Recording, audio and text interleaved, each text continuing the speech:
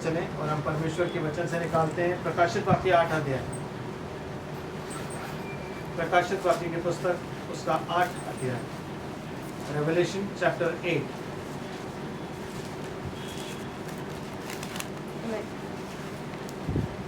First verse. यहाँ लिखा है कि जब उसने 7वीं मोहर खोली तो स्वर्ग में आध घड़ी तक सन्नाटा छा गया, और मैंने उन स्वर्गदूतों को जो परमेश्वर के सामने खड़े रहते हैं देखा, और उन्हें 7 तुरियां दी गई।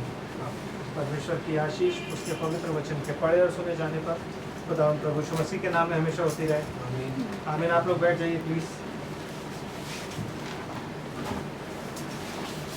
यस, तो मैं क्यों फिर से एक बार इस अध्याय को उठा रहा हूँ, क्योंकि 7 तुरियों पर आज हम बातचीत करें। जितनी तुरियां प्रभु चाहेगा हम उतनी तुरियों पर आज डिस्कशन करेंगे, मनन करेंगे।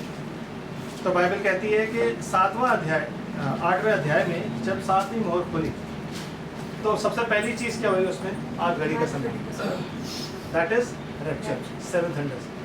सेकंड चीज जो उसमें हुई क्या? उसने क्या देखा? 7 जो दूत हैं वो परमेश्वर के सामने खड़े रहते हैं, ठीक है।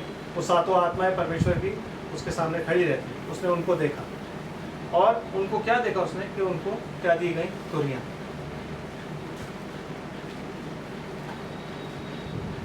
ये 7 दूत जो हैं ये परमेश्वर के सामने हमेशा खड़े रहते हैं उसकी सेवा के लिए, आमीन। इन स्पिरिट्स ने पहले काम किया किसने? 7 चर्चेज। उसके बाद इनके जरिए तमाम बातें हुई। अब ये किस पे आए हैं? 7 तुरियों पे। तो बाइबल क्या कहती है? जब ऊपर रैप्चर हुआ और रैप्चर की तैयारी चल रही है, आमीन। तो तीसरी आयत क्या कहती है? ब्रदर प्लीज थोड़ा सा पढ़िए तीसरी आयत से, फिर हम आगे चलते आज तुरियों को देखेंगे।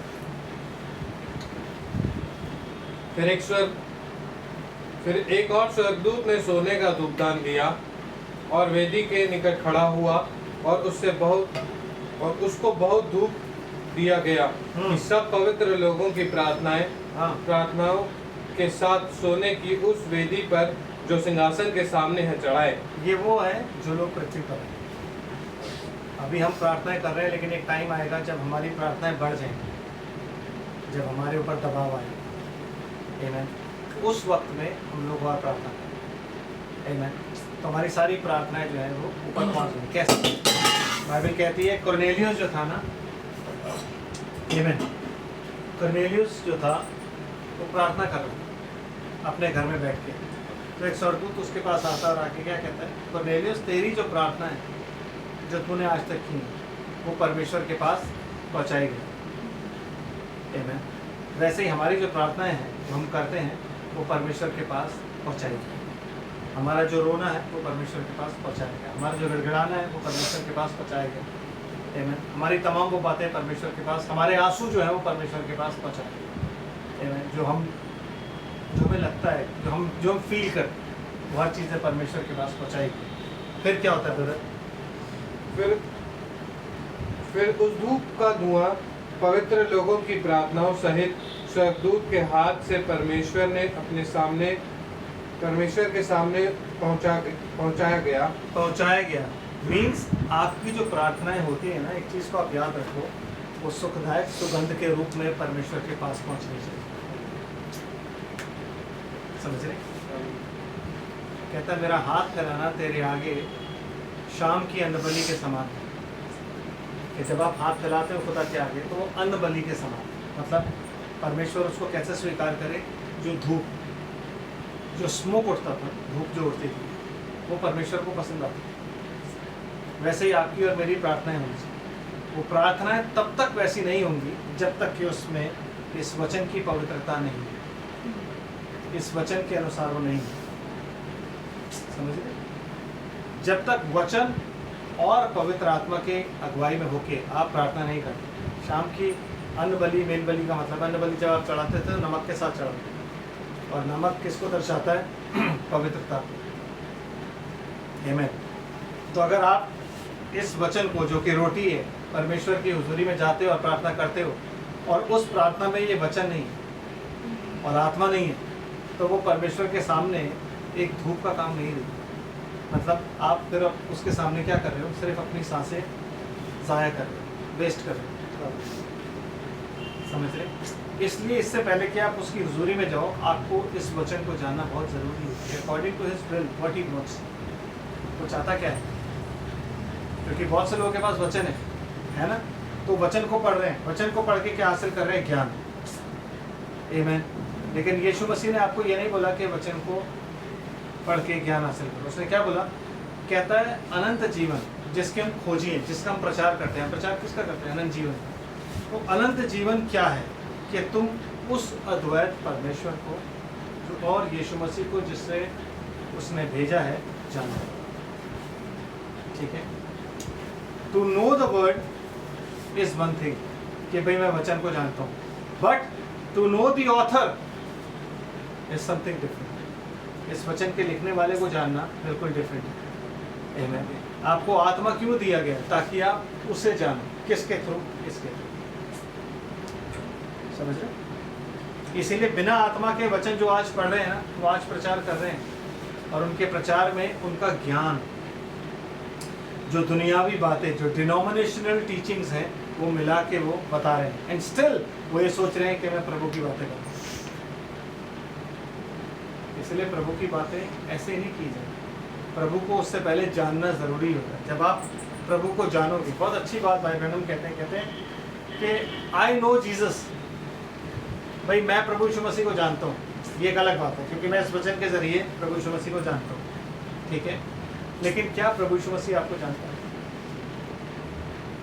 क्योंकि एक टाइम आएगा कि पूरी की पूरी 10 कुंवारियाँ जो हैं वो प्रभु यीशु मसीह को जानती हैं, लेकिन उनमें से 5 कुंवारियों को क्या बोलेगा, मैं तुम्हें नहीं जानता। आमीन। एक समय वो भी आएगा जब वो क्या बोलेगा, मैं तुम्हें नहीं जानता। तो सवाल ये उठता है कि हम जानते हैं कि प्रभु यीशु मसीह, हम सबको जानते हैं, लेकिन पर क्या वो आपको जानता है? वो आपको कब जानेगा, जब आप उसकी नज़दीकी में बढ़ो।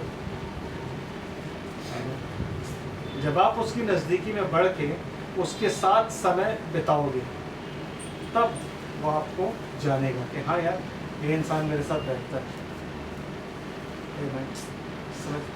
प्रचार के माध्यम से आप यीशु मसीह को जान रहे हो। मैं प्रचार कर रहा हूँ, आप जान रहे हो, ठीक है। But what personal relationship do you have with him? आपका उससे एक व्यक्तिगत एक रिश्ता है, पर्सनल रिलेशनशिप है। वो क्या है, वो कहाँ पे, उस रिश्ते में आप क्या हो? क्योंकि आज के युग में सबके लिए वो उद्धार करता है, उसने उनकी जान बचाई, लेकिन प्रभु किसी के लिए नहीं है। बिकॉज अगर वो प्रभु बनता है ना, तो फिर आप उसके अकॉर्डिंग चलें, उसके वचन के अकॉर्डिंग चलें। आमीन। तो ये बातें पूरे डिनोमिनेशनल वर्ल्ड में प्रीच होती हैं, और डिनोमिनेशंस इनको प्रीच करती हैं, और जो बेचारे उस जगह पे लोग फंसे हुए हैं, उन लोगों को नहीं पता, वो यीशु मसीह को नहीं जानते। उनको जो यीशु मसीह प्रोजेक्ट किया जाता है वो उसे ही जानते हैं। जैसे कि उनको जो यीशु मसीह प्रोजेक्ट किया जाता है वो कौन होता है, कंपैशनेट, कि तुम पाप करो, तुम चर्च में आओ, हम दुआ करेंगे, सब खत्म। तुम पूरी ज़िंदगी शराब, सिगरेट और इन सब चीज़ों में बिताओ, तुम पूरी ज़िंदगी कैसे भी बिताओ, जुए खेलो, अय्याशिया करो, जो भी करो, जब तुम मरोगे तो हम तुम्हारे सामने वहाँ खड़े होकर बोल देंगे कि भाई आखिरी दिन यीशु मसीह इनको जुलाएगा, और सारे बोल देंगे हाँ। यही वजह है कि उस दिन वो क्या बोलेगा, मैं तुम्हें नहीं जानता। लेकिन उस दिन सब लोग क्या बोलेंगे, हम क्या करें, हमने तो सुना था। वो जब इस पृथ्वी पर आया ना, तो उसका पृथ्वी पर आने का एक उद्देश्य था। वो उद्देश्य क्या था कि परमेश्वर उसमें होकर जगत से अपना मेल कर रहा है। परमेश्वर जगत के लोगों से अपना मेल करना चाहता था, जो कि वो उसके ज़रिए कर रहा है। और जब वो उसके ज़रिए कर रहा है, तो वो चाहता है कि आप उसको जानो। अगर हम उसे जानेंगे ही नहीं, तो हम कैसे एक्सपेक्ट करते हैं कि वो हमें जाने? तेरे दिल के द्वार पर यीशु खटखटाता, बोलो तुम दरवाज़ा, वो आना चाहता। क्यों? Because he wants to know you. इसीलिए क्या कहता है, कलीसिया काल के युग में कहता है, वो द्वार पर खड़ा हुआ खटखटाता है कि कोई खोले, ताकि वो अंदर आए और आके क्या करे, भोजन करें। भोजन है फेलोशिप, फेलोशिप करना चाहता है, और उस फेलोशिप के लिए लोग नहीं, लोगों के पास टाइम नहीं। मैंने ये बोला ना, फेलोशिप का टाइम हमारे पास नहीं। You know when you come to the church you are fellowship God with God. Yes, हम सब आपस में बैठ के क्या करते हैं, फेलोशिप करते हैं, बट पर्सनल फेलोशिप क्या है? क्योंकि वो जो दरवाज़ा खटखटा रहा है वो चर्च का नहीं है, वो इंडिविजुअली लोगों का दरवाज़ा है। क्योंकि आज के युग में हमारे पास टाइम नहीं है कि हम दरवाज़ा खोलें। क्यों? क्योंकि हम बिजी हो। अरे यार मुझे ध्यान नहीं रहा, अरे यार मुझे ध्यान नहीं रहा, यही करते हैं। अरे यार मैं बहुत बिजी था, अरे यार मैं बहुत बिजी था। तो ये जो हमारी बिजनेस है ना, बिजीनेस है, बिजनेस नहीं, busy. I was busy. Busy का फुल फॉर्म पता है आपको क्या होता है? बोर्ड होता है ना, अभी व्हाइट बोर्ड, तो मैं आपको बताता हूँ बिजी का फुल फॉर्म क्या होता है। बी का मतलब होता है बर्डन, यू का मतलब होता है अंडर, एस का मतलब होता है सेटिंस, और वाई का मतलब होता है योग। मतलब शैतान का जो जुआ है उसके अंदर आप बंधे हुए और झुके हुए। उसने अपना जुआ डाल के ना आपको क्या कर दिया है, बंदी बना दिया है, दबा दिया है। तो आप क्या हुए हो? बिजी। क्योंकि आप जितना कमा सकते हो, जब यूहन्ना बपतिस्मा देने वाले के पास लोग आए, उन्होंने बोला हम क्या करें, सिपाही आए, तो उन्होंने बोला जितना तुम्हारे लिए ठहराया गया ना उससे ज़्यादा तुम कभी मत लेना। क्योंकि उससे ज़्यादा इंसान जब लेता तो क्या लेता था? रिश्वत। तो जितना तुम्हारे लिए ठहराया गया है, मनुष्य के लिए अच्छा क्या है? वो खाए पिए पहने और प्रभु की इबादत करे, बस। आमीन। शरीर के लिए ना चाहिए, प्रभु के लिए चाहिए। क्योंकि प्रभु शरीर और उसके आसपास की तमाम चीज़ों को नाश कर सकता है। आमीन। इसलिए अपनी सोल के लिए, अपने प्राणों के लिए, उस प्रभु से जिसने आपके लिए सब कुछ किया है, उससे रिश्ता कायम करो, पर्सनल रिलेशनशिप बना। आमीन। ब्रदर आगे क्या लिखा है, थोड़ा सा चलते हैं। तब स्वर्गदूत ने धूपदान लेकर उसमें वेदी की आग भरी और पृथ्वी पर डाल दी, और गर्जन और शब्द और बिजलियां और भूकंप होने लगे। होने लगे नहीं, होने लगा। गलत ट्रांसलेशन मिस्टेक। इंग्लिश की बारे में लिखा है an earthquake. An earthquake, an का मतलब होता है एक, है ना? एन अर्थक्वेक व्हिच मींस एक बुंडोल है, उसके साथ सब कुछ हो रहा है। जो बुंडोल होने वाला है वो आप सब जानते हैं कौन सा बुंडोल है, ठीक है? उसके बाद हम आगे चलते हैं। यस, अब हमने क्या देखा था पिछले टाइम में, ये वो समय है जिस समय में इजराइल से कवनेंट बांधा जा चुका है, ठीक है? इजराइलियों से कवनेंट बांधा जा चुका है। जो रोम का पोप है वो एक कवनेंट बांधेगा। जो वॉर अभी चल रही है ना, ये वॉर चलती रहेगी। ईरान डिस्ट्रॉयड हो जाएगा, इतना डिस्ट्रॉयड हो जाएगा कि वो अब लड़ने की ताकत उसके पास नहीं होगी। तो ही विल अप्रोच रशिया। जब उसमें ताकत नहीं होगी, वो रशिया को कहेगा तू हमारी अगुवाई कर। और रशिया अगुवाई नहीं करना चाहता, रशिया लड़ना नहीं चाहता, मैं बता रहा हूँ। क्योंकि जब आप बाइबल पढ़ते हो उसमें क्या लिखा हुआ है, यहेजकेल 38 निकालना ब्रदर प्लीज।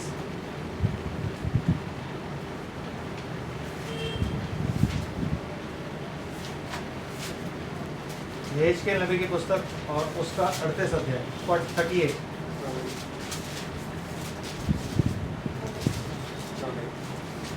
है ना? क्या लिखा हुआ है ब्रदर, थोड़ा सा पढ़िए पहली वर्ष से। फिर परमेश्वर का यह वचन मेरे पास पहुंचा, हे मनुष्य की संतान, अपना मुंह में गोग देश और गोग की ओर करके जो राख नहीं ब्रदर, रोश और रोश इज रशिया। आमीन। Rosh is Russia. आमीन। आगे, और मेशेक और तुबल का प्रधान है, मतलब Turkey, Libya, Yemen, Iran, Ukraine, धीरे धीरे सारे मिल जाएंगे कंट्रीज। आमीन। और रशिया जो है वो क्या है, उनका प्रधान। यस, फिर प्रधान है उसके विरुद्ध भविष्यवाणी कर और ये कहे कि ये वॉर होने वाली है, आप इस वॉर के बहुत नज़दीक हो। गल्फ में जब कुछ चीज़ें हलचल होती थी ना, तो हम हमेशा पहले सोचते थे कि यार ये होने वाली है। बट क्या था, जब तक ईरान इन्वॉल्व नहीं होता ना, तब तक आप कुछ नहीं कर सकते, क्योंकि ईरान का इन्वॉल्व होना बड़ा ज़रूरी था। तो अब ईरान इन्वॉल्व हो गए, अब यहाँ से चीज़ें एस्केलेट होनी शुरू हो। यस, देन ब्रदर, और ये भविष्यवाणी कर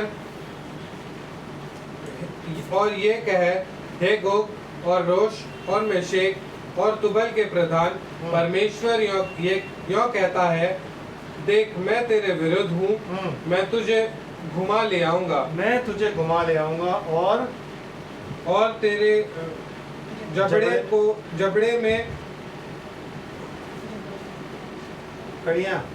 जबड़े में अंतड़ी डालकर तुझे नहीं, कड़ियाँ ब्रदर, चेन अंकड़े जबड़े में अंकड़े डालकर तुझे निकालूंगा। हाँ, मतलब और तेरी सारी सेना को भी, अर्थात घोड़ों और सवारों और जो सब के सब कवच पहने हुए एक बड़ी भीड़ है, जो फिरी और ढाल लिए हुए सब पे सब तलवार चलाने वाले होंगे, उनके संग फारस कूश और पूत को, जो सब के सब ढाल लिए और तोप लगाए होंगे, और गोमर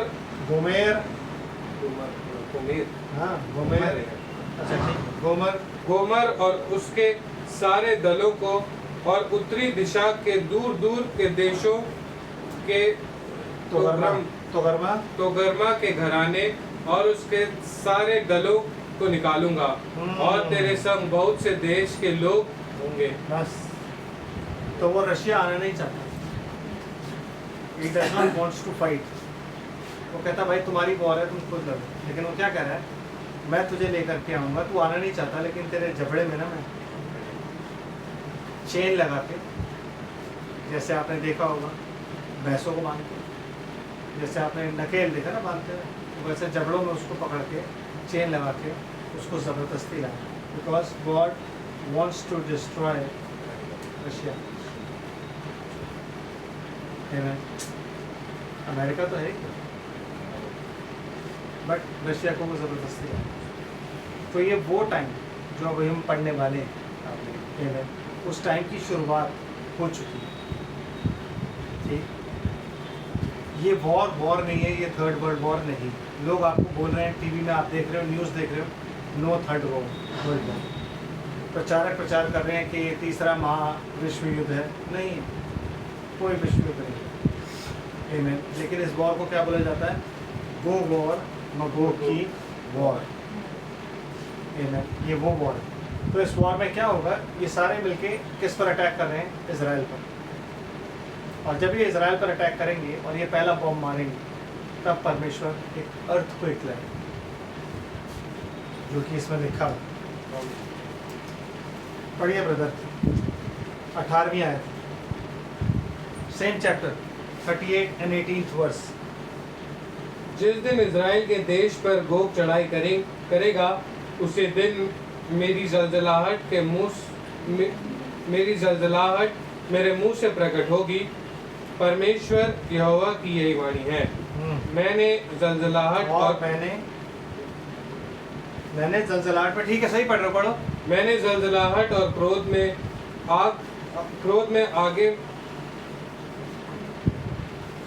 की आग में कहा कि मैं निसंदेह उस दिन इज़राइल के देश में बड़ा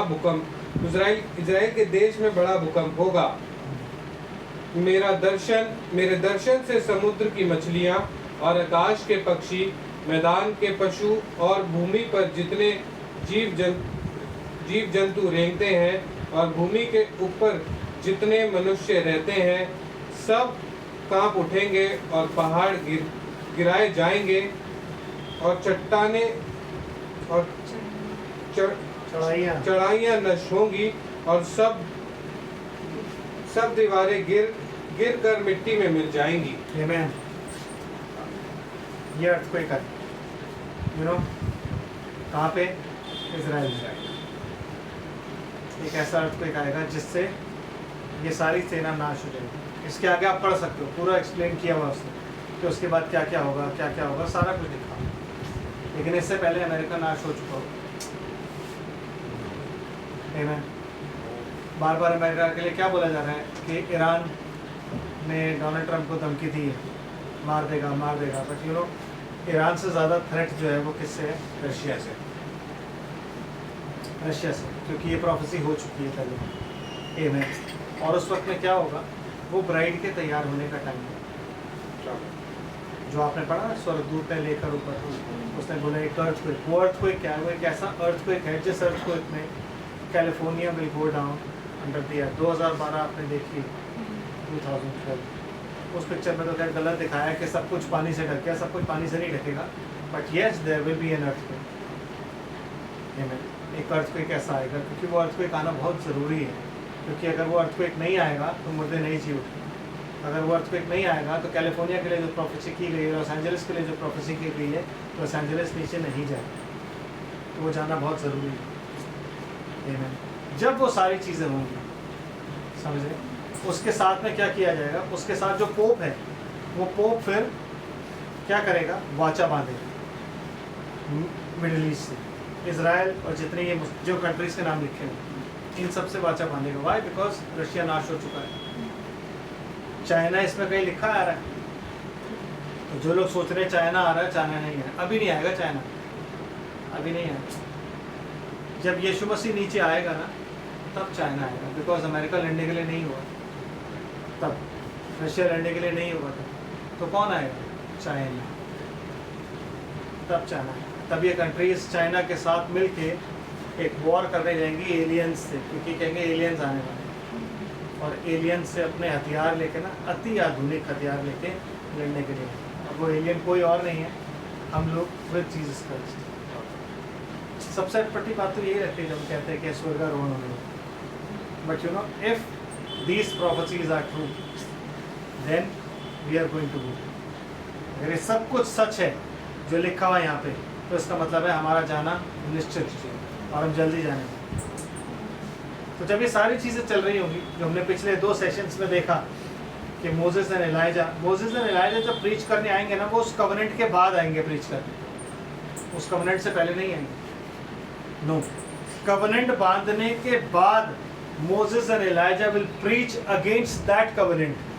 वो उस वाचा के विरुद्ध, जो डैनियल नबी की पुस्तक 9 अध्याय में लिखा है ना, वो उनके लिए 1 सप्ताह के लिए उनके साथ वाचा बांधेगा। वो उस वाचा के विरुद्ध प्रचार करने आएंगे कि तुम ये गलत कर रहे हो, तुम्हें नहीं पता ये कौन है, तुम ये गलत कर रहे हो, और वो उसके अगेंस्ट प्रीच करेंगे। और प्रीच करने में क्या क्या होगा, यहाँ चल। अब ब्रदर प्रकाशित वाक्य की पुस्तक से, प्रकाशित वाक्य की पुस्तक 8 अध्याय, ये एज के लिए आप घर जाके पढ़ सकते हैं आराम से। Yes brother. तब वह सातों स्वर्गदूत जिनके पास 7 तुरियां थी, उन्हें फूकने को तैयार हुए। वो उन्हें फूकने को तैयार हुए। आमीन।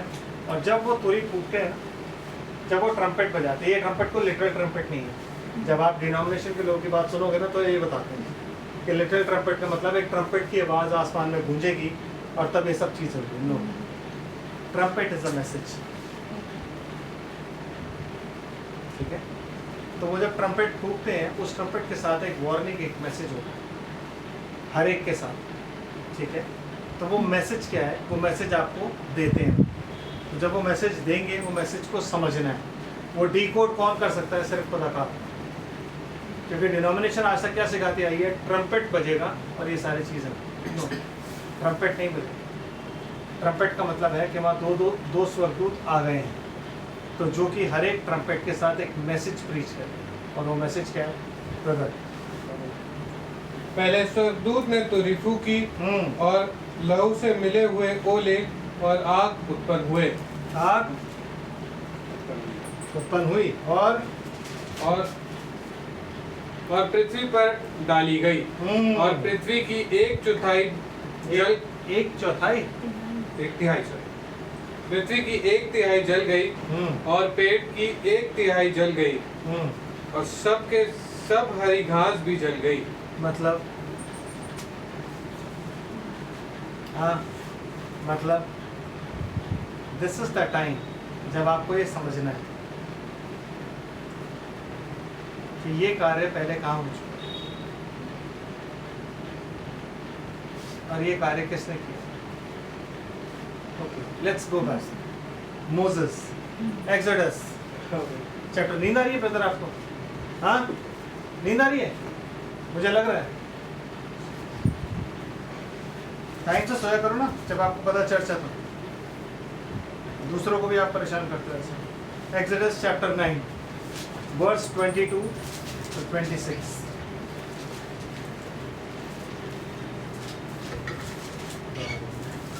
यस। मूसा ने तब यहोवा ने मूसा से कहा, हाँ। अपने हाथ आकाश की ओर बढ़ा कि सारे मिस्र देश के मनुष्य, पशु और खेत और सारी उपज पर ओले गिरे। और तब मूसा ने अपनी लाठी को आकाश की ओर उठाया और यहोवा की सामर्थ से मेघ गरजने लगे और हाँ। ओले बरसने लगे और आग पृथ्वी तक आती रही। आग पृथ्वी तक आती रही। मतलब उस टाइम पे जब ओले पड़ रहे थे मिस्र में, तो क्या हो रहा था? आग से मिले हुए वो ओले थे, सेम चीज। बट यू नो, जो चीज़ आपको समझनी है दोनों में डिफरेंस वो ये है, वहाँ पे लिखा है मेघ गरजने लगे, यहाँ लिखा है मेघ गरजने लगे।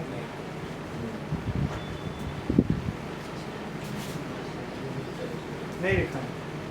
जब रेवलेशन पढ़ते हो उसमें लिखा है एक्सोडस में मेघ गरज रहे, बट जब रेवलेशन पढ़ते हैं तो उसमें मेघ गरजने का कहीं नहीं।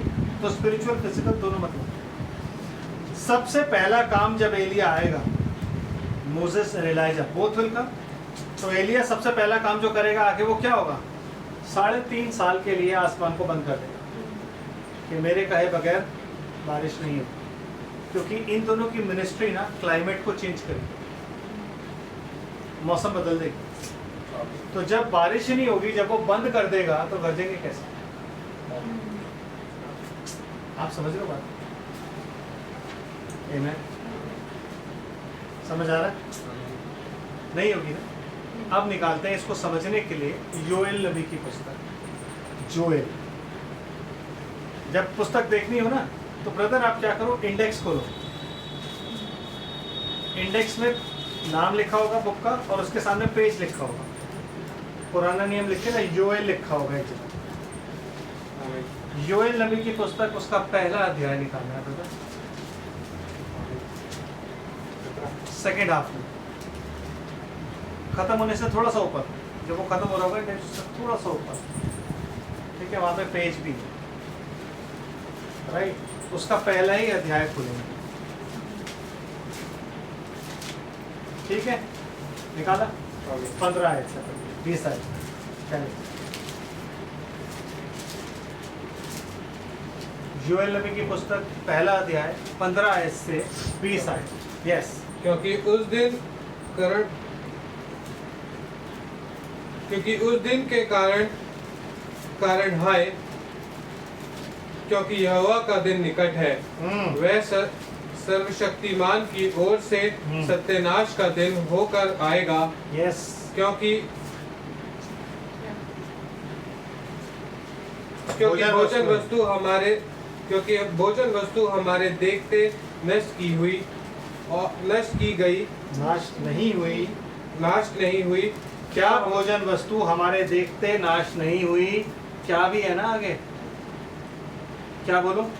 क्या भोजन वस्तु हमारे देखते नष्ट नहीं हुई? हाँ। क्या हमारे परमेश्वर के भवन का आनंद और मगन जाता ना रहा? पढ़िए ब्रदर। बीज ढेले के नीचे झुलस गए और भंडार सूखे पड़े हैं। आप बैठो, कोई बात नहीं। बीज ढेलों के नीचे झुलस गए, भंडार सूने पड़े हैं, खत्ते गिर पड़े, क्योंकि खेती मारी गई। आमीन। समझ रहे हैं? पशु कैसे कराते, झुंड के झुंड गाय बैल विकल हैं, क्योंकि उनके लिए चराई नहीं रही। जब पहली तुरी फूकी तो क्या हुआ? सब कुछ खत्म हो गया। आमीन। और झुंड के झुंड भेड़ बकरियां पाप का फल भोग रही हैं। पाप का फल मतलब उन्होंने क्या पाप किया कि उन्होंने उसी इंसान के साथ वाचा बांध ली जिसके लिए डैनियल ने मना किया। चलो मैं कह रहा हूँ न्यू टेस्टमेंट उनको नहीं पता, बट क्या डैनियल की पुस्तक को नहीं जानते कि वो 7 साल के लिए वाचा बांधेगा? क्या उन्हें बात नहीं पता? दे नो, वो जानते बूझते ये काम कर रहे हैं। इसलिए यीशु मसीह ने बोला कोई अपने नाम से आएगा तो तुम उसको स्वीकार कर लोगे, लेकिन मैं पिता के नाम से आया हूं तो मुझे स्वीकार नहीं करते। आमीन। तो जानते बूझते भी वो वाचा को बांधेंगे, बिकॉज वो चाहते हैं कि उन पर राज्य कौन करे। जैसे हर बार उन्होंने बोला ना, जैसे उन्होंने सबसे पहले किसको बोला था? शामुएल को। शामुएल को उन्होंने क्या बोला? हमारे लिए एक राजा ठहरा। तो शामुएल ने जाके जब खुदा को बात बोली तो खुदा को बात, शामुएल को तो पहले ही बुरी लग गई थी, तो खुदा ने कहा तू बुरा मत मान, उन्होंने तुझे नहीं मुझे रिजेक्ट किया। देन जब जीसस क्राइस्ट आए, यीशु मसीह के आने के बाद उन्होंने क्या बोला? जब उन्होंने बोला क्या मैं यहूदियों के राजा को छोड़ दूं, तो उन्होंने क्या बोला? हमारा एक ही राजा है, और वो कौन है? कैसर। उन्होंने यीशु मसीह को रिजेक्ट करके किसको चुना? कैसर। जब पिलातुस ने पूछा कि क्या मैं यहूदियों के राजा को, तुम्हारे राजा को छोड़ दूं, तो कहते हैं हमारा एक ही राजा है कैसर, उसके अलावा हमारा कोई राजा नहीं है, ये हमारा राजा नहीं है। They rejected. आमीन। देन ये थर्ड टाइम है। जब थर्ड टाइम में आके उनको जो काम नहीं करना है, वो अगेन मसीहा को रिजेक्ट करके, मसीह को रिजेक्ट करके, उसके वचन को, उस वार्निंग को रिजेक्ट करके। क्यों डैनियल नबी को वार्निंग दी गई? रीजन यही है कि उस टाइम में खड़े होकर वो ये नहीं कहेंगे हमने तो न्यू टेस्टमेंट पढ़ा नहीं, हमें क्या पता। कहेगा डैनियल तो पढ़ा था, उसमें सब कुछ लिखा था, वो तो पढ़ा था तुमने, फिर तुमने क्यों बांधी? ये सारी बातें कौन बोलेगा? मूसा और एलिया। और ये सबसे पहली तुरी जो है ये उनके लिए वार्निंग है। इसे बोलते हैं वार्निंग ट्रम्पेट, कि खुदा पहले वचन के साथ, पहली तुरी के साथ उनको वार्निंग दे रहा है कि अभी भी तुम आ जाओ। आमीन। लेकिन वो नहीं है। और पढ़ते हैं क्या लिखा है। कहता है हे यहोवा, मैं तेरी दुहाई देता हूँ क्योंकि जंगल की चराइयाँ आग का कौर हो गई। मतलब वो गर्मी इतनी बढ़ने लग जाएगी ना, इतना ज़्यादा गर्म हो जाएगा मौसम कि वहाँ पे कुछ भी नहीं रहेगा। और उसको ये सब क्या बोलेंगे पता है? Global warming. आमीन। क्योंकि जंगल की चराइयाँ आग का कौर हो गई और मैदान के सब वृक्ष ज्वाला से जल गए। कौन सी ज्वाला? जो ऊपर से गिर रही है। आमीन। और वन पशु भी तेरे लिए हाँफते हैं, क्योंकि उनके जल के सोते सूख गए और जंगल की चराइयाँ आग का कौर हो गई। समझ रहे हो आप? बिना मेघ गरजाए आकाश से क्या पड़ रही है? गर्मी। आमीन। और उस गर्मी के कारण क्या हो रहा है? जंगल सूख चुका है, चराइयाँ खत्म हो गई हैं। 1/3 पृथ्वी की 1/3 जब बोलता है तो पृथ्वी की 1/3 का मतलब जानते हो आप क्या है? जब वो बात करता है मिडिल ईस्ट की ना, तो उसमें जब आप लैंड कनान का देखोगे ना, तो वो कनान लैंड सारा का सारा आ जाता है उसमें। आमीन। तो वहाँ पे जो कुछ भी हो रहा होगा, अब भाई अगर किसी एक जगह वॉल्केनो फटता है, कोई मेजर वॉल्केनो फटता है, तो उसका इफेक्ट इंडिया में भी आता है। ठीक है। अगर वहाँ पे वॉर हो रही है तो उस वॉर का इफेक्ट यहाँ भी आएगा। अल नीनो पता नहीं कहाँ पे हो रहा है, लेकिन उसका इफेक्ट हमारे पास है कि नहीं? वैसे ही जब वहाँ पे क्लाइमेट में डिस्टर्बेंस होगी ना, तो इफेक्ट पूरी पृथ्वी पर आएगा। क्लाइमेटिक डिस्टर्बेंस वो दोनों लेंगे, क्योंकि ये उनकी मिनिस्ट्री का एक हिस्सा है ना। कि एलिया क्या करेगा उसमें? एलिया का काम है आसमान बंद कर देना 3.5 साल के लिए। आसमान बंद है, कोई बारिश नहीं है, आकाश पीतल का हो जाएगा, गर्मी हद से ज़्यादा पड़ेगी। वो गर्मी का पहला जो प्रकोप होगा उससे सब कुछ मर जाएगा, सब जल जाएगा, सब कुछ खत्म हो जाएगा। आमीन। प्लस एलिया जो है वो क्या करेगा? वो उस वेदी को दोबारा बनाएगा। कौन सी वेदी? जो इज़ाबेल ने तोड़ दी। मतलब स्पिरिचुअली बात कर रहे हैं। वो वापस उनको किन पे लेके आएगा? प्रेरितों की शिक्षा। वो उनको लाके सब कुछ प्रीच करेगा। मूसा उनको वार्न करेगा कि तुम लोग ये काम मत करो। तब जो तुरी फूकी जा रही है उस तुरी को खुदा पूरा करेगा। This is the first sign. 3.5 साल में ये तुरियां फूकी जाएंगी। ब्रदर, इनमें से कोई भी तुरी पहले नहीं फूकी गई। कोई रशिया में आके बॉम्ब नहीं गिरा, कोई कुछ नहीं हुआ। ये सब मैंने कहा ना, ये डिनोमिनेशनल टीचिंग्स है जिन्हें लोग प्रीच कर रहे हैं और वो सोच रहे हैं मैं परमेश्वर का वचन प्रीच कर रहा हूँ। आप परमेश्वर के वचन में अपना ज्ञान मिला के प्रीच कर रहे हैं। डिनोमिनेशन की टीचिंग्स हैं, यहोवा विटनेस की टीचिंग्स हैं। डिनोमिनेशन ये चीज़ ऐसी लिखी है, इसलिए डैनियल नबी की पुस्तक में लिखा ज्ञान के बढ़ जाने से लोग चीज़ों को समझ भी जाएंगे, लेकिन रेवलेशन किसी के पास नहीं है, क्योंकि रेवलेशन सिर्फ आत्मा से मिलता है। ठीक है, आगे चल। प्रकाशित वाक्य की पुस्तक पे तो क्या होगा? पहली तुरी जब फूकी जाएगी तो सब कुछ जल जाएगा, सब खत्म हो गया। आमेन, ठीक है ना? यस। देन 1/3 का मतलब है वो पूरा केनन लैंड, उसको परमेश्वर क्या बोलता है? पृथ्वी का 1/3, जहाँ पे कनान, जो इजराइल है और उसके आसपास की जो भी जगह परमेश्वर ने इजराइल को दी थी ना, जिसमें बाकी देशों का कब्जा है, वो पूरी जगह पे सब चीज़ें हो रही हैं। मिडिल ईस्ट में ये सब चीज़ें चल रही हैं, इसलिए खुदा इनको क्या बोलता है? उस जगह पे ये सब चीज़ें। Brother next.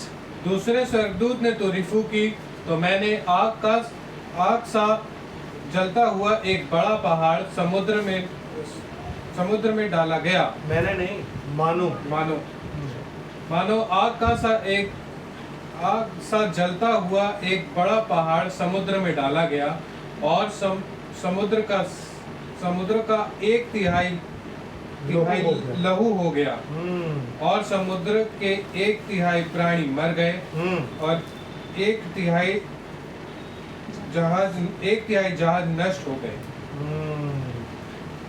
मतलब अच्छा, अब ये काम किसने किया? यस। तो उस टाइम में उसने कौन सा पहाड़ डाला था इस पृथ्वी पर? डाला था?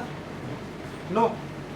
कहीं पढ़ा है आपने कि उसने ये बोला हो कि पहाड़, आग से जलता हुआ एक पहाड़ जो था वो मिस्र की नदियों में गिर गया जाके, और नदी में गिर के फिर उसके बाद वो लहू हो गया? ऐसा था? नो। मैंने कहा ना, हर एक तुरी का मतलब होता है एक मैसेज थे, वो वार्निंग थी। ये क्या है? Second part. इस सेकंड पार्ट में एक मैसेज है जो प्रीच हो रहा है, और वो मैसेज क्या प्रीच हो रहा है कि उस बड़े पहाड़ से तुमने रिश्ता जोड़ा है। कौन सा पहाड़? The Roman Catholic church. वो एक पहाड़ है। तो मैसेज क्या है? जिस बड़े पहाड़ से तुमने रिश्ता जोड़ा है, परमेश्वर उसको कहाँ डाल देगा? पानी में। आमेन। समझ रहे हैं? क्योंकि वो पहाड़ जब इस जमीन पर, इस समुद्र में पाया जाता है, तो बाइबल कहती है आगे प्रकाशित वाक्य की पुस्तक में कि जैसे चक्की का पार्ट समुद्र में डाल दिया जाता है और उसका कभी भी कोई मिलना नहीं होता, वैसे ही क्या होगा? रोम का जो कैथोलिक चर्च है वो डाल दिया जाएगा। मतलब वेटिकन जो है वो डाल देगा। आप समझ रहे हो बात? तो कह रहे जिस पहाड़ पर तुमने भरोसा किया ना, हमारा भरोसा किस पर होता है? बाइबल में एक भजन है, कहता है पर्वतों को देखूंगा मैं, कौन है मददगार मेरा? मेरा मददगार खुदा है। पर्वत नहीं है, सिर्फ एक ही पर्वत है जहाँ पे परमेश्वर का शोडाउन होता है, जहाँ परमेश्वर की साधारण सभा लगती है। वो कौन सा है? सिय्योन पर्वत। वहाँ परमेश्वर का शोडाउन, वो सभा आप और मैं है। हम एक पर्वत है। जो नया नगर, जो पवित्र नगर नया यरूशलेम है, वो एक पर्वत की तरह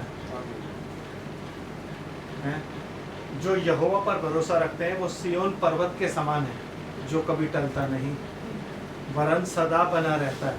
तो हम जो परमेश्वर पर भरोसा रखते हैं, किसकी तरह है?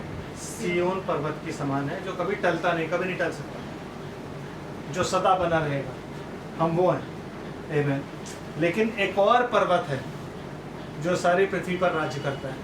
उस पर्वत का नाम क्या है? Roman Catholic church. और उस पर्वत पर इन्होंने भरोसा किया। उस पर्वत पर, उसकी सामर्थ्य पर इन्होंने भरोसा किया, और भरोसा करके इन्होंने क्या किया, कवेनेंट साइन किया, बिकॉज मॉनिटरली वो बहुत स्ट्रॉन्ग है। शैतान ने जब देखा कि परमेश्वर के जो सेवक हैं वो बहुत सिंपल होते हैं, परमेश्वर के जो लोग हैं वो बहुत साधारण होते हैं, तो उसने क्या किया, अपना चर्च जो है उसने बहुत आलीशान बनाया। समझे? यीशु मसीह के पास उसके चेले आके कहते हैं, प्रभु तूने ये देखा मंदिर क्या पत्थरों से बना, क्योंकि फिजिकली वो मंदिर बहुत सुंदर था तो उसका टूटना बहुत जरूरी है। क्योंकि जो लास्ट मंदिर, ये थर्ड टेंपल बनने वाला है, ये जो थर्ड टेंपल बनेगा ना, आमेन, इसकी सुंदरता यीशु मसीह होगा। ये मंदिर बहुत सुंदर नहीं होगा, आप ये मत सोचे मंदिर बहुत सुंदर है, नो। नहीं तो लोग किसकी तारीफ करेंगे? मंदिर की। यीशु मसीह करे फिर उस टाइम भी क्या किसकी तारीफ कर रहे थे? मंदिर की। तभी तो उसने बोला कि मंदिर तो ये, इस पर पत्थर भी ना छूटेगा, बिकॉज उनकी नज़र में तारीफ किसकी थी? मंदिर की। क्योंकि हमने मंदिर बड़ा सुंदर बनाया, इसलिए परमेश्वर इस मंदिर पर रहता है, इसकी शोभा दे, और इसकी शोभा पत्थर है। लेकिन एक समय आ रहा है, एक और मंदिर बनेगा और उसकी शोभा भी पत्थर है, और वो पत्थर कौन है? आप पर। समझ आ रहा है? तो उसने क्या किया, अपना मंदिर बहुत आलीशान बनाया, उसने अपना टेंपल बहुत आलीशान बनाया। आप किसी भी डिनोमिनेशन के चर्च में चले जाओ, बंगला साहब अगर कोई जाता है ना बंदा, तो वो साथ में कैथेड्रल ज़रूर जाता है देखने के लिए, तो भाई चर्च बहुत अच्छा बना है ना। आप रिडेम्पशन चले जाओ, आप चर्च बाहर से देखो, कहोगे बहुत अच्छा बना। सेंट जेम्स चर्च चले जाओ, कहोगे बहुत अच्छा बना। हर एक चर्च जो है ना बहुत अच्छा, बहुत आलीशान बना हुआ। वाई? बिकॉज ताकि वो लोगों को अट्रैक्ट करे। जैसे बाग अदन में जो पेड़ था वो क्या करता था? लोगों को, वो हवा को अट्रैक्ट करता था। आमीन। लेकिन खुदा अट्रैक्शन में नहीं होता, खुदा किस में है? सिंपलिसिटी। यीशु मसीह जब इस पृथ्वी पर था तो बाइबल कहती है अट्रैक्टिव नहीं था वो, मतलब कोई भी उसको देख के किसी को नहीं लगता था कि हाँ ये होगा। नो, वो कहते ये होगा, इसको देख तो ले, ना तो इसकी कटकाठी है, ना तो ये बहुत सुंदर है देखने में।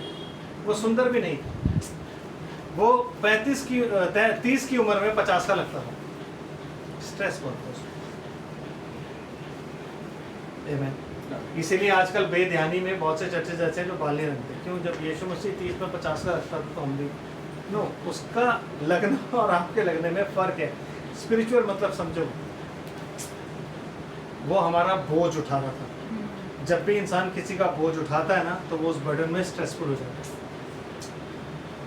है। हम कहते नहीं है भाई क्या हो गया तेरे को यार, वो ऐसे कैसा हो गया? तो कहता है यार तुझे नहीं पता, लाइफ में बहुत स्ट्रेस है। तो वो स्ट्रेस क्या होता है कि जिन लोगों को आपने पालना होता है उनका स्ट्रेस हो। ठीक है, समझ आ रहा है? तो वो वैसा था कि उसको देख के कोई नहीं रुकता था, उसको देख के किसी को लगता भी नहीं था। इसीलिए सकई उसको देखने के लिए ना पेड़ पर चढ़ा, मैं देखूं तो सही कौन सा है, क्योंकि भीड़ में पता भी नहीं चलता था कौन सा है। भीड़ में नहीं पता लगता था कि वो चल रहा है, भीड़ में कौन सा वाला यीशु है समझ ही नहीं पाते थे। समझ आ रहा है? तो शैतान ने क्या क्या अट्रैक्टिव बना, अपने आप को क्या बनाया? सामर्थी। सामर्थी मतलब स्कूल्स, हॉस्पिटल्स। मैं ये नहीं कहता कि चीज़ें बुरी हैं, सही हैं, बट उसने अपने आप को सामर्थ्य में डाला, एजुकेशन में डाला, मेडिकल में डाला, हर चीज़ में डाला। And he made himself so powerful कि लोग अब उसकी तरफ देखते हैं। आमीन। यहाँ तक कि उन्होंने ये भी बोल दिया कि अगर हम मट्टी नहीं देंगे ना ब्रदर, तो आपको फिर आप स्वर्ग नहीं जा सकते। अगर आप हमारा चर्च छोड़ के जाओगे ना तो फिर हम आपको किसी भी हालत में रिकग्नाइज नहीं करेंगे, आप नरक में जाओगे, क्योंकि हमें नरक से स्वर्ग में डालने का अधिकार है। तभी तो आपने देखा नहीं है क्रिश्चियंस इतने ज़्यादा शराबी क्यों होते, ऐबी क्यों होते? जितना मर्जी उन्हें समझा लो, नहीं समझे, कतई नहीं समझेंगे। आप उन्हें हद मार लो, आप उन्हें कह दो कि नहीं, मानेंगे ही नहीं। वाई? रीजन बीइंग, उनको कॉन्फिडेंस किस पर है? अपने चर्च पर, कि भैया अगर मैं मर भी गया ना तो मेरा चर्च मुझे बचाएगा। ये वो पहाड़ है, और इस पहाड़ को खुदा कहाँ डालेगा? समुद्र में।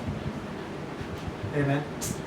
ये पहाड़ आज भी समुद्र में ही डाला गया है, इसलिए जितनी भी वस्तुएं सजीव है ना वो मर चुकी हैं कि नहीं मर चुकी? ब्रदर मरी है कि नहीं मरी? जिनमें जीवन था, आमेन, जिनमें जीवन था वो सारे लोग आज मर चुके हैं जो उसमें पाए जाते हैं सिस्टम में। हम बचे हैं सर, क्यों? क्योंकि हम प्रभु में पाए जाते हैं। जितने उस सिस्टम में पाए जाते हैं वो सब मर गए बेचारे। उनको आप जितना मर्जी मैसेज समझा लो उनकी समझ में नहीं आएगा। आप जितना मर्जी कह लो बाइबल पढ़ लो, लेकिन वो बाइबल को नहीं मानेंगे।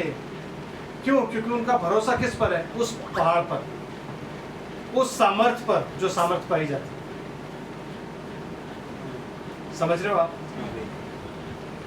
और इसी वजह से क्या हुआ, कहता है जब ये पहाड़ डाला जाएगा, मैसेजेस कि ये पहाड़ भी जमीन में डाला जाएगा। लेकिन इस पहाड़ ने वहां पे क्या किया? इजराइल में जब ये पहाड़ इजराइल में आया, जब उनका भरोसा उस पर हुआ तो उसने क्या किया? कहता है जितनी भी वस्तुएं थी 1/3 क्या हुआ? लहू हो गया। मतलब मूसा ने मैसेज प्रीच करने के बाद कि तुम जिस पर भरोसा रख रहे हो वो एक दिन नाश किया जाएगा, क्योंकि उसको पहाड़ को जब डाला गया समुद्र में तो जितने भी जेंटाइल लैंड है, जेंटाइल वर्ल्ड है, उसमें उस पहाड़ की शिक्षा पर जो भी चला वो आज मर चुका है। तो उस पर भरोसा तुम, उस चर्च पर भरोसा, उस पोप पर भरोसा तुम मत रखो। आमीन। जो वो बात नहीं सुनते, जो वो अपनी करनी पे चलते हैं, तो क्या करता है? पानी को लहू बना, पानी जो है लहू बन जाएगा। आमीन। और जब पानी लहू बन जाएगा तो क्या होगा? 1/3 लहू हो गया और समुद्र की 1/3 जो सृजी गई थी, जो सृजी सृजी हुई वस्तुएं जो सजीव थी मर गई। मतलब जो भी मछली अंदर जो कुछ भी होगा वो सब मर जाएगा। एग्जैक्टली वही होगा जो मिस्र में हुआ। बैठ जाओ, बैठ जाओ, अभी जब दोबारा पढ़ेंगे फिर खड़े होंगे, ठीक है। और 1/3 जहाज नाश हो गया। ये एक ऐसा कॉस्मिक इवेंट है ना, एक ये ऐसी चीज है ना जिसमें बिजनेस भी नहीं होगा। मैं एक जहाज चलाता हूँ, ठीक है, मुझे जहाज चलाने के लिए समुद्र चाहिए, लेकिन अगर मैं देख रहा हूँ कि वहां पानी लाल हो गया है,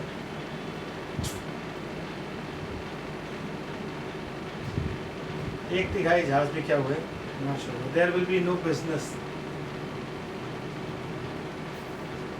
खाने का अकाल, पीने का अकाल, इकोनॉमिकल अकाल, सब कुछ। और उससे क्या हो रहा है? जो लोग वहाँ पे हैं, आमीन, उनको प्रॉब्लम हो रही है। वो रिपेंट नहीं कर रहे हैं, बट उन्हें प्रॉब्लम हो रही है।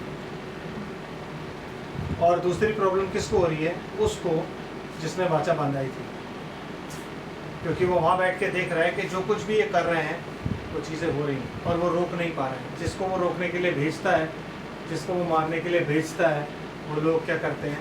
मर जाते हैं, लेकिन इन्हें नहीं मार पाते। ये मैं समझ रहे। आज की डेट में बहुत सी नदियाँ लाल हो जाती हैं। आपके रील्स देखते हो आप लोग, आती होंगी, वो नदी लाल हो गई, वो अभी कुछ भी नहीं किया है खुदा ने। मैंने कहा ना, अभी God has not done anything. तूफान, सुनामी, अभी खुदा ने कुछ भी नहीं किया। जो ये कर रहे हैं कर रहे थे। अभी जब वो करेगा ना तब पृथ्वी कांपेगी, तब पृथ्वी देखेगी कि क्या कुछ हो रहा है। इंटरनेट के माध्यम से, यूट्यूब के माध्यम से हम सब चीज़ें देखेंगे। इस पृथ्वी पर जो लोग रह जाएंगे वो सब कुछ देखेंगे। आमीन। Yes brother. देन तीसरी मोहर पे चलते हैं। और जब उस मोहर कह रहा हूँ, सॉरी, तीसरी ट्रम्पेट पे चलते हैं, तुरी पे। हाँ जी। तीसरे स्वर्गदूत ने तुरी फूकी और एक बड़ा तारा जो मशाल के समान जलता था स्वर्ग से टूटा और नदी की 1/3 पर और पानी के सोतों पर आ पड़ा। और तारे, उस तारे का नाम मकदोना है, नागदोना। उस तारे का नाम नागदोना है। और 1/3 पानी नागदोना सा कड़वा हो गया और बहुत से मनुष्य उस पानी के कड़वे हो जाने से मर गए। मतलब अब जब हम इसको डिनोमिनेशनल, मैं दोनों बातें क्यों लेता हुआ चल रहा हूँ ताकि आपको डिफरेंस पता लग जाए। डिनोमिनेशनल टीचिंग ये है कि एक कॉमेट ऊपर से गिरा,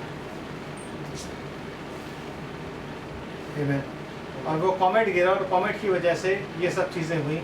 कि पानी में गिरा, समुद्र में गिरा या कहीं भी गिरा, brother this is not any comet. जिस तारे की बात यहाँ पे लिखी हुई है उस तारे को आप अच्छी तरीके से जानते हो, है ब्रदर? वो तारा कहाँ पाया जाता है? यशाया में।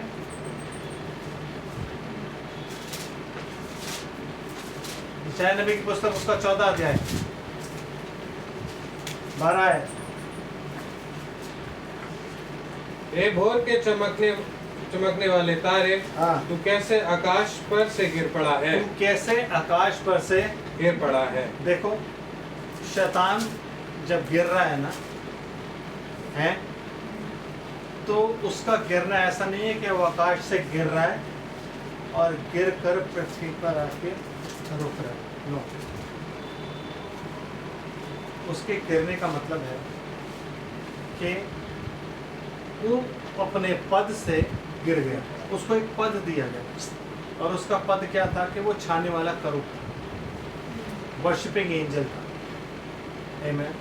खुदा की हुजूरी में प्रार्थनाओं को लेके जाता था, अनॉइंटिंग खुदा के नीचे लेकर के आता था। वो उस इम्पोर्टेंट पद पे था और उस पद से वो क्या हुआ? गिर गया। और जब वो गिरा तो गिरने के बाद वो किस में गिरा? बॉटमलेस पिट में, मतलब उस जगह पे जहाँ पे कोई फाउंडेशन नहीं। वो हम आगे देखेंगे, वो भी हम आगे देखेंगे। आमीन। तो वो गिरते गिरते गिरते गिरते, मतलब यीशु मसीह का कहता है कि मैं शैतान को स्वर्ग से गिरा हुआ देख रहा था। कब? कब? क्योंकि उसका जो गिरना है ना वो कंटिन्यूसली होता चला जा रहा है, वो कंटिन्यूटी में गिर रहा है और कंटिन्यूटी में चल रहा है। आमीन। और वो कंटिन्यूटी में देख रहा है वो गिरता हुआ। समझ आ रहा है? यस। तो भोर के चमकने वाले तारे, हे भोर के चमकने वाले तारे, तू कैसे आकाश से गिर पड़ा है। तू जो जाति जाति को हरा देता था, तू अब कैसे काट कर भूमि पर गिराया गया है। तू मन में तो कहता था, मैं स्वर्ग पर चढ़ूंगा, मैं अपने सिंहासन को ईश्वर के तारागण से अधिक ऊंचा करूंगा। मतलब ईश्वर से ऊंचा नहीं, लेकिन उसके तारागण से अधिक ऊंचा, मतलब हम लोग से।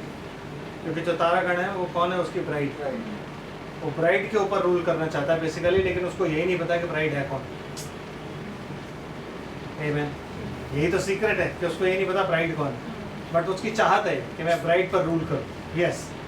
और उत्तर दिशा की छोर पर सभा के पर्वत पर विराजूंगा। यस ब्रदर, बिकॉज जो पर्वत है ना, जिस पर्वत को हम सिय्योन पर्वत कहते हैं, जो परमेश्वर की साधारण सभा है, उस पर्वत पर वो क्या करना चाहता है? विराजना चाहता है।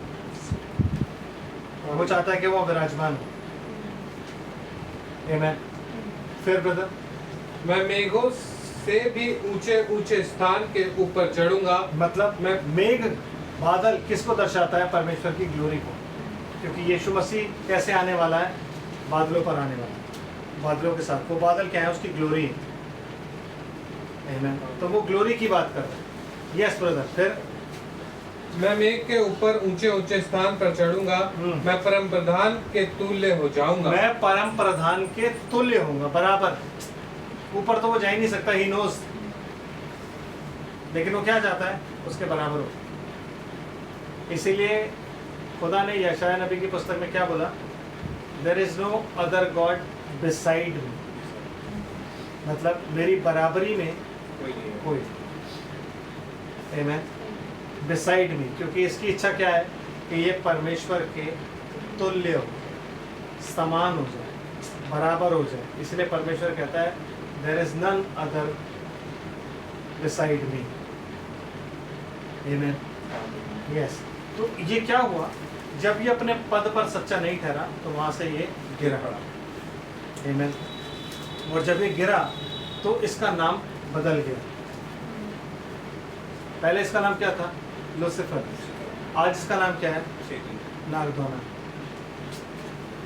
ये इसका कैरेक्टर है। नाम तो सेटन है, लेकिन इसका कैरेक्टर कैसा है? नागदोना, कड़वा। मतलब कड़वा, मतलब आप ये मत सोचो पानी कड़वा है। नो, कड़वे का मतलब यहाँ पे क्या लिखा हुआ है? Which does not have life, जिसमें जीवन नहीं होता ना, वो है ये। तो ये जिस चीज़ में पड़ता है ना, वो चीज़ क्या हो जाती है, मृत हो जाती है। तो जब ये नीचे गिरा तो द मैसेज इज कि तुमने जिससे वाचा बांधी है ना, उसको जब परमेश्वर ने नीचे गिराया ना, तो वो कहाँ जाके गिरा, समुद्र में। समुद्र मतलब जेंटाइल लैंड। और जब वो गिरा तो उसने क्या किया, सबको कड़वा कर दिया। सबसे पहली बिटरनेस, सबसे पहली कड़वाहट कहाँ आई? सबसे पहली कड़वाहट जो आई वो किधर थी? बागेदन में, सॉरी अदन से बाहर जब ये लोग निकले तो वो कड़वाहट क्या थी? तो कड़वाहट थी रिश्तों में कड़वाहट। कैन जो था वो अपने भाई से बैर रखने लगा और अपने भाई को उसने क्या किया, मार दिया। तो वो क्या बोलते हैं, कड़वाहट। उसने परमेश्वर के वचन में कड़वाहट डाली, मतलब ट्रेडिशंस डाली, ज्ञान डाली। कि प्रभु कहता है कि कोई अगर तेरे को बेकार में 1 कोस ले जाए ना तो 2 कोस चला जाए, कोई ऐसा कर दे तो ऐसा कर दे, कोई तेरे ऊपर मुकदमा करके बोले ना कि ये कुर्ता मेरा है तो बनियान भी दे दे। ये सब चीज़ें प्रभु ने बोली। लेकिन आपको क्या सिखाया जाता है? जो संसार का ज्ञान है वो आपको क्या सिखाता है? तो कोई बेवकूफ़ है, तो बेवकूफ़ है जो ये सब काम करता रहे। मैं समझ रहे? तो क्या सिखाया गया? ये चीज़ें सिखाई गई। और क्या डाला गया? कड़वाहट। उसने परमेश्वर की कलीसिया में कड़वाहट डाली। जो समुद्र है वो किसको दर्शाता है? लोगों को, जातियों को, भाषा को। जो नदियां हैं वो किसको दर्शाती हैं? वो तमाम स्ट्रीम्स, तमाम नदियां जाके कहाँ मिलती है? समुद्र में। वो क्या है? वो परमेश्वर के जलाशय हैं, चर्चेस हैं, लोग हैं जिनमें बिटरनेस डाल दी गई और उनके पीने से ऑलरेडी लोग मर चुके हैं, मर रहे हैं, मतलब स्पिरिचुअल डेथ उनकी हो चुकी है। Because this is the message which Moses is going to preach कि उनके उस पहाड़ की वजह से, उस तारे की वजह से मर चुके हैं लोग। और आज वही तारा जो है वो उनकी मौत का भी कारण बन रहा है। क्योंकि ऐसा नहीं है कि इजराइल में लोग नहीं मरेंगे, मरेंगे। पहले किससे मरेंगे? पहले किससे मरेंगे? गर्मी से। दूसरी चीज़ क्या होगी?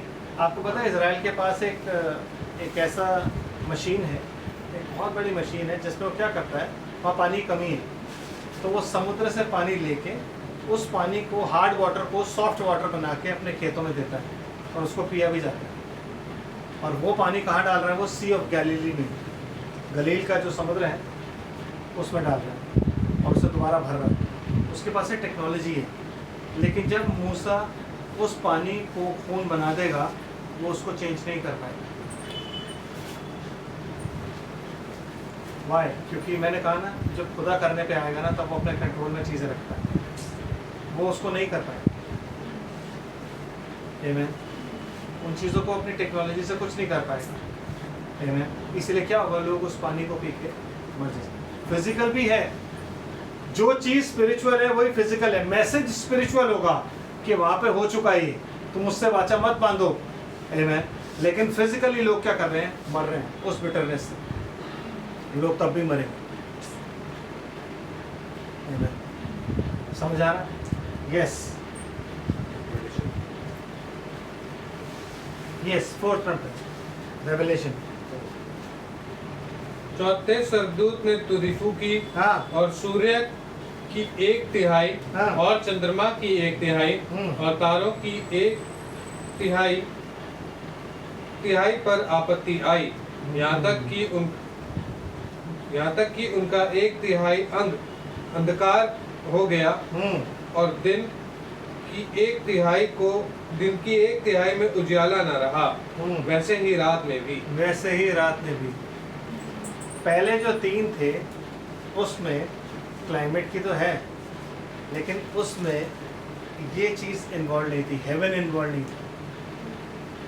ये 4th है। समझ रहे हो? खुदा परफेक्शन में काम करता है और उसका परफेक्शन क्या है? 3। जब वो 4th की बात करता है तो कौन आ जाती है? अर्थ। और क्या आता है उसके साथ? 4 का नंबर क्या है? टेस्ट। क्योंकि अर्थ कैसे रिप्रेजेंट करती है? टेस्टिंग ग्राउंड को। आमीन। अर्थ का नंबर क्या है? 4।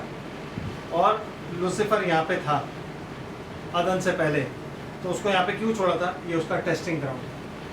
आदम का टेस्टिंग ग्राउंड क्या था? अर्थ। आपका और मेरा टेस्टिंग ग्राउंड क्या है? अर्थ।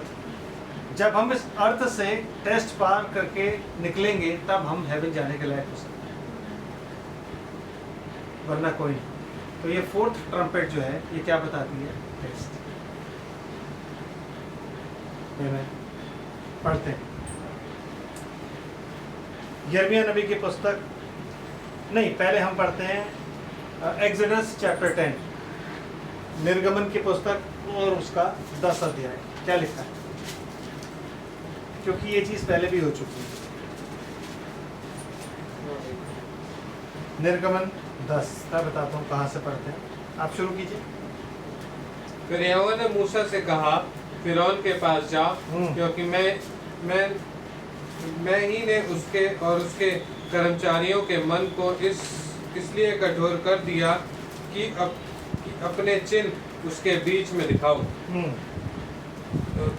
और तुम लोग अपने बेटे और पोते और आप 21 आयत से पढ़िए, 10 अध्याय 21 आयत, निर्गमन 10:21।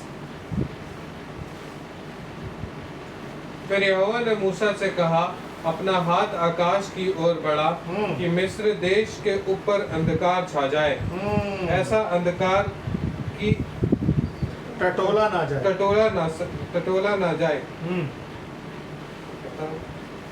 हाँ।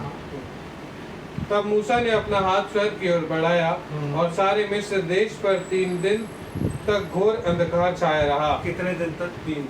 आपको क्या लगता है कि इस घोर अंधकार से एटमॉस्फेरिक क्लाइमेटिक डिस्टर्बेंस नहीं हुआ होगा? यस, आगे। 3 दिन तक ना तो कोई किसी ना तो किसी ने किसी को देखा, ना कोई अपने स्थान से उठा, परंतु सारे इजरायलियों के घरों में उजियाला रहा। बस, मतलब ये इतना पिच डार्कनेस थी। पिच डार्कनेस समझते हो? घोर अंधकार जिसे हम बोलते हैं ना हिंदी में, घोर अंधकार के मतलब कोई देख नहीं सकता एक दूसरे को भी, ये ऐसा अंधकार था। 3 दिन तक छाया था, लेकिन गोशेन में उजियाला।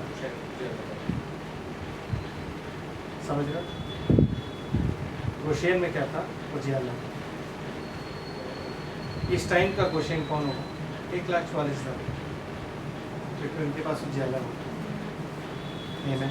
लेकिन क्या होगा? इजराइल में कहता है उसने जो सूर्य है उसकी 1/3, तारों की 1/3 और चंद्रमा की 1/3 पर विपत्ति आई। बैठ जाओ। और क्या हुआ? उसका 1/3 अंग काला हो गया, विच मीन्स उजियाला नहीं रहा। दिन के 1/3 पर उजियाला नहीं रहा। एक दिन में कितने घंटे होते हैं? 24। चलो, एक दिन में कितने घंटे होते हैं? 12। एक रात में कितने घंटे होगा? तो कहता है दिन की 1/3 पर और रात की 1/3। समझ रहे हो? ये ऐसी पिच डार्कनेस होगी जो कितने घंटे के लिए होगी? 12 को अगर आप 3 से डिवाइड करो तो क्या आता है? 4। 4 hours of the day, 4 hours of the night. There will be no sun, no moon, no stars, क्योंकि तीनों पर विपत्ति आ गई। Amen. ये फाइनल वार्निंग है जो उनको दी गई, क्योंकि उनको ये बताया जाएगा कि ऐसा ही अंधकार, आप जब 7 कली से काल चार्ट देखते हो तो उसमें क्या होता है? चांद। और धीरे धीरे आप क्या देखते हो? अंधकार। तो this is the final message जो प्रीच किया जाएगा उनको। वो मैसेज क्या होगा? कि ये अंधकार उस अन्य जातियों के जो पूरी मंडलियाँ थी या जो पूरे डिनोमिनेशन चर्च थे, जो सो कॉल्ड क्रिश्चियंस थे, उन पे ऑलरेडी आ चुका है। और सेम अंधकार अब इजरायलियों पर आने वाला है। आमीन। और तुमने उसके साथ वाचा बांध रही है जिसमें ज्योति है ही नहीं। जो अंधकार में रहता है, जिसको अंधकार पसंद है, तुमने उसके साथ अपनी वाचा बांधी। तो जब वो ये बात नहीं समझेंगे तब उनको समझाने के लिए अगेन मूसा के क्या करेगा, मूसा सूरज को, चांद को और तारों को छुपा देगा और 8 घंटे के लिए, लगभग 8 घंटे के लिए गुप्त अंधेरा, घोर अंधकार जो यहाँ लिखा हुआ है वो होगा। अब ये जो क्लाइमेटिक चेंज है, ये जो चीज़ है, इसका इफेक्ट पूरे वर्ल्ड पर आएगा। ठीक है, अभी तक जो सूर्य ग्रहण होता है कितनी देर के लिए होता है? 2 मिनट, 2 मिनट भी नहीं, 2 मिनट के लिए भी नहीं होता। सूरज जब पूरा डूबेगा तो मुश्किल से 30 सेकेंड होता है कि 30, क्योंकि चांद ऐसे ही चल के जा रहा होता है ना। तो चांद जब ढक लेता है सूरज को तो क्या बोलते हैं, कितने मिनट का हो गया वो? मुश्किल से 30 सेकेंड होता है, 20 सेकेंड, क्योंकि वो चल रहा है। लेकिन ये जो है, जैसे मैं 3 दिन के लिए उसने सूरज को, उसे क्या कहता है, वो डार्कनेस ही कर दी थी, वैसे यहाँ पे 8 घंटे के लिए डार्कनेस हो जाएगी। रात का 1/3 और दिन का 1/3 कोई नहीं देखता। तो जब ये चीज़ होगी, अच्छा आप लोग को बहुत छोटे हो, जब हम लोग छोटे थे ना, तो एक बार क्या हुआ, सुबह 6 बजे सूर्य ग्रहण लगा, टोटल सोलर इक्लिप्स। तो वो टोटल सोलर इक्लिप्स जो था ना, वो पता नहीं शायद 1 मिनट के लिए लगा था। तो 1 मिनट के लिए सुबह 6 बजे की बात है, और दिल्ली में वो चीज़ महसूस हुई थी और अंधेरा हो गया। तो सबसे ज़्यादा कौन डिस्टर्ब हुआ था मालूम? पक्षी, क्योंकि जैसे ही उजाला हुआ था पक्षी उड़ना शुरू हो गए। आमीन। और जैसे ही एक्लिप्स हुआ, होते ही जैसे ही अंधेरा हुआ ना, पक्षी डिस्टर्ब हो गए। तो सबसे ज़्यादा आवाज़ें किसकी आ रही होती? पंछियों की, क्योंकि पंछियों के हिसाब से अब कब होनी थी रात? 8 घंटे बाद, 12 घंटे बाद। पक्षियों को पता होता है, लेकिन उनका अचानक क्या हो गया, तो सबसे ज़्यादा आवाज़ किसकी आई? पक्षियों की। तो ये एक ऐसी चीज़ है जिसमें पूरा का पूरा नेचर और पूरी अर्थ जो है वो डिस्टर्ब हो जाएगी, बिकॉज 4 घंटे बहुत होते हैं ब्रदर, 4 घंटे बहुत होते हैं। 4 घंटे बिल्कुल अंधेरा, पूरे वर्ल्ड में नहीं, मिडिल ईस्ट में, और 4 घंटे रात को पूरा अंधेरा, गुप्त, जिसे ना कोई देख सकता है। जो यहाँ पे लिखा हुआ है ना, मूसा की जो निर्गमन की पुस्तक में लिखा है, एग्जैक्टली सेम वैसा होगा कि ना तो कोई देख पाएगा, ना कोई कुछ कर पाएगा। उसका इफेक्ट इतना भयानक होगा कि उससे पूरी अर्थ का जो क्लाइमेट है वो डिस्टर्ब हो जाएगा।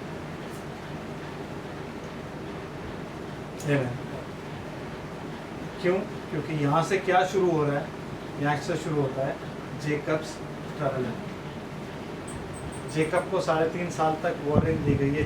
4 तुरियां जो हैं ये कब फूकी जाएंगी? वार्निंग के रूप में। यिर्मयाह नबी की पुस्तक 30 अध्याय और उसकी 7 आयत पढ़ते हैं, क्या लिखा है? यिर्मयाह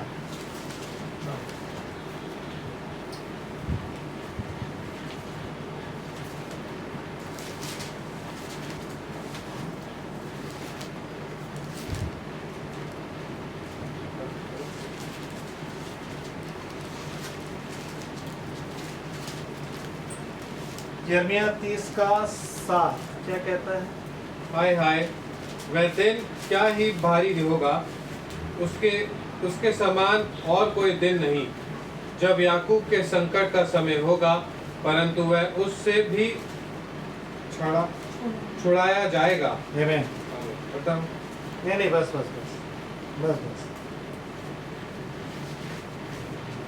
मतलब यहाँ से क्या शुरू हो रहा है?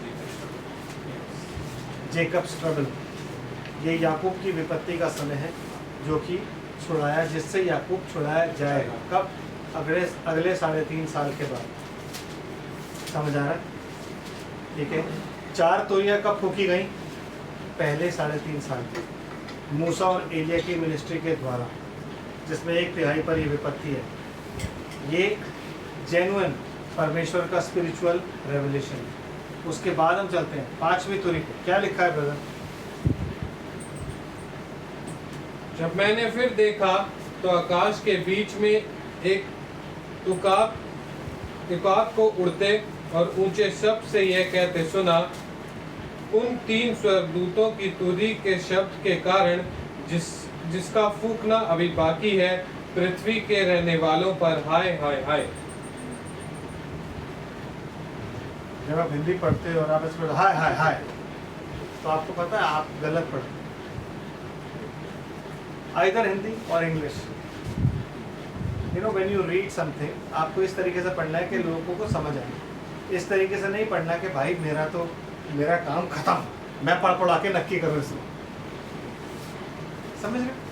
क्योंकि ऐसा पढ़ने का क्या फायदा। So sit, let me read for you. Amen. कहता है उसके बाद, और जब मैंने फिर देखा तो आकाश के बीच में एक उकाब को उड़ते और ऊंचे शब्द से ये कहते सुना कि उन 3 स्वर्गदूतों की तुरी के शब्दों के कारण जिनका फूकना अभी बाकी है, पृथ्वी के रहने वालों पर हाय हाय हाय। मतलब जब 5वीं तुरी फूकी जाएगी हाय, जब 6ठी फूकी जाएगी हाय, जब 7वीं फूकी जाएगी हाय। ये उकाब जिसकी बात लिखी हुई है, तो कोई ऐसा नहीं होगा कि चील उकाब घूम रहा है, बोल रहा है और दुनिया देख रही है। He is talking about a profit, क्योंकि बाइबल में उकाब किसको दर्शाया जाता है? प्रॉफिट। ये प्रॉफिटिक अटरेंस है। ऐसा नहीं है कोई और एक तीसरा प्रॉफिट आके ये प्रीच करेगा मोसेस एंड इलाइजा के साथ। नो, ये प्रॉफिटिक अटरेंस है। किसके लिए? आपके और मेरे लिए। Because God himself is telling us कि 3 तुरियां जो अब फूकी जानी है उनके कारण, क्योंकि ये वार्निंग कौन देगा? Moses and Elijah. किनको देगा? 1,44,000। क्या? कि जो अब 3 तुरियां, जो अब आगे बातें होंगी ना, अब हमारा मरना निकट है। जैसे यीशु मसीह ने बताया था, वो लोग भी बताएंगे। तो वो उनको ये बताएंगे कि जब तुम हमें मरा हुआ देखो ना, भाग जाना। वो उनको पहले ही बता चुके होंगे। इसलिए क्या लिखा हुआ है, अगर मैं अभी ये सब बताना शुरू करूँगा ना तो फिर मैसेज बहुत लंबा हो जाएगा। इसलिए क्या लिखा हुआ है, उस स्त्री को उकाब के से 2 पंख दिए ताकि वो उड़ के कहाँ भाग जाए? जंगल में, जहाँ उसकी देखरेख की जाए। तो वो जो उकाब के 2 पंख हैं, वो 2 पंख कौन है? Moses, Elijah. मतलब वो अपने उस भविष्यवाणी के द्वारा इस भविष्यवाणी को उनको बताएंगे कि आगे जो होने वाला है ना, उसके कारण हाय। क्यों? क्योंकि अब क्या शुरू हो रहा है? Jacob's trouble. तो 1,44,000 को क्या बताएंगे? तुम जैसे ये चीजें होते देखो, सबसे पहला साइन क्या होगा? फर्स्ट वो क्या है? डू यू नो फर्स्ट वो क्या है? पहली हाय क्या है? The death of Moses and Elijah. First world war नहीं है ब्रदर। यही टीचिंग आज की डेट के अपोस्टल्स दे रहे हैं, यही टीचिंग डिनोमिनेशन देती हैं कि पहली वो जो थी वो क्या थी? First world war. No brother, the first वो is death of Moses and Elijah, जो कि मैं आपको कब बताऊंगा? वेडनेसडे। पहली हाय हम तब लेके चलेंगे। आमेन। और उससे पहले क्या है? बस मूसा और एलिया अपनी मिनिस्ट्री के द्वारा ये जो संदेश, जो आपको उकाब वाला संदेश आप सुन रहे हो, ये उनको बता दें। आमेन। और बता देंगे कि जैसे ही हम मरेंगे ना, उसके बाद वो तुम्हारे पास आएगा, तुमसे लड़ने। सो जैसे ही तुम देखो कि हम मर गए हैं, 3.5 दिन तक वो कुछ नहीं करेगा। ही विल किल देम, और बॉडी पड़ी हुई है, ठीक है? वो देखता रहेगा, सब लोग देखते रहेंगे। जो इस पृथ्वी पर रह जाएंगे वो इंटरनेट के माध्यम से देखेंगे, न्यूज़ में आएगा कि भैया वो 2 लोग जो आज इजराइल में बम पड़ता है, आप लोग नहीं देख, ईरान में बम पड़ रहे हैं, आप लोग नहीं देख। ये न्यूज़ आएगी कि जिन लोगों ने अभी अंधेरा कर दिया था ना, जो उन्होंने इतने तूफान मचा रखा था वहाँ पे, वो मर गए। तो ये उनकी बॉडी पड़ी है। में लाइव टेलीकास्ट 3.5 दिन तक चल रहा है। और उसके बाद क्या होगा? अचानक उनके अंदर जीवन का आत्मा बैठ जाएगा और वो खड़े हो जाएंगे। लाइव टेलीकास्ट चल रहा है, यस, लाइव टेलीकास्ट चल रहा है। उनमें जीवन का आत्मा बैठ जाएगा, तब स्वर्ग से उनको बोला जाएगा ऊपर आ जाओ, और वो ऊपर उठा लिए जाएंगे। लाइव टेलीकास्ट चल रहा है, क्योंकि लोगों के देखते देखते वो ऊपर जाएंगे, तब लोगों में वो भय आएगा कि ये हमने क्या किया। आमेन।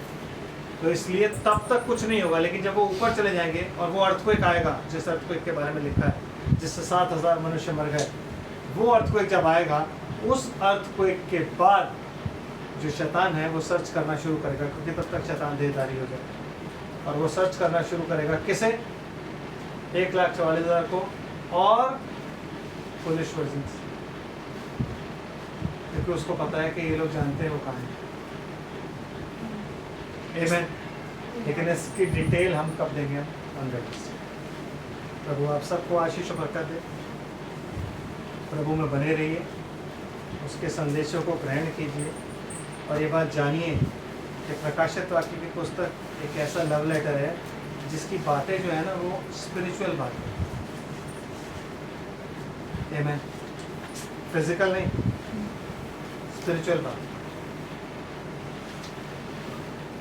आइए हम प्रार्थना करते हैं। स्वर्ग और पृथ्वी के मालिक, हम तेरा धन्यवाद करते हैं तेरे संदेश के लिए प्रभु। ये बात सच है खुदावन कि पृथ्वी पर और ही प्रकार का एक संदेश चल रहा है जिसमें मेरे प्रभु जी सब लोग सोचते हैं कि ये बातें उनके ज्ञान के अनुसार है प्रभु, पर ऐसा नहीं है।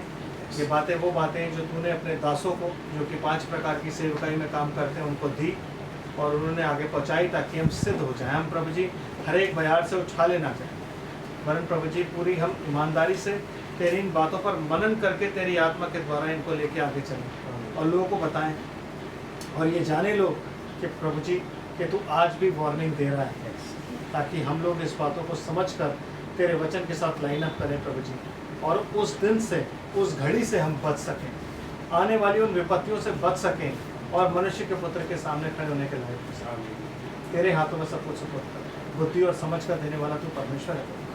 समझ को खोल, बुद्धिमान बना, ताकि अपने दिन गिनना सीखें, तेरे वचन के अनुसार चलें, और तेरा अनुग्रह प्रभु यीशु मसीह के नाम में हम पर बना रहे। प्रभु तेरे वचन के पढ़े और सुने जाने पर आशीष हो, जो बाद में सुनेंगे प्रभु यूट्यूब पर उनको ब्लेस कर। जितने तेरे अनंत जीवन के लिए ठहराए गए हैं वो सब तेरे वचन के साथ लाइन अप करें अपने जीवन को प्रभु जी, प्रभु यीशु मसीह के नाम में बपतिस्मा लें और तुझ में आगे सब कुछ और सब कुछ तेरे हाथों में सुपुर्द करते हुए सारा आदर महिमा धन्यवाद तुझे देते हैं प्रभु जी। और पिता अपनी धन्यवाद की भेंट और प्रार्थना अपनी किसी को भी लियाकत से नहीं, बल्कि आपके प्यारे बेटे यीशु मसीह के अद्भुत नाम में आपकी पवित्र वेदी का समर्पित करते हैं। जैसे आप इसे सुने और ग्रहण करें।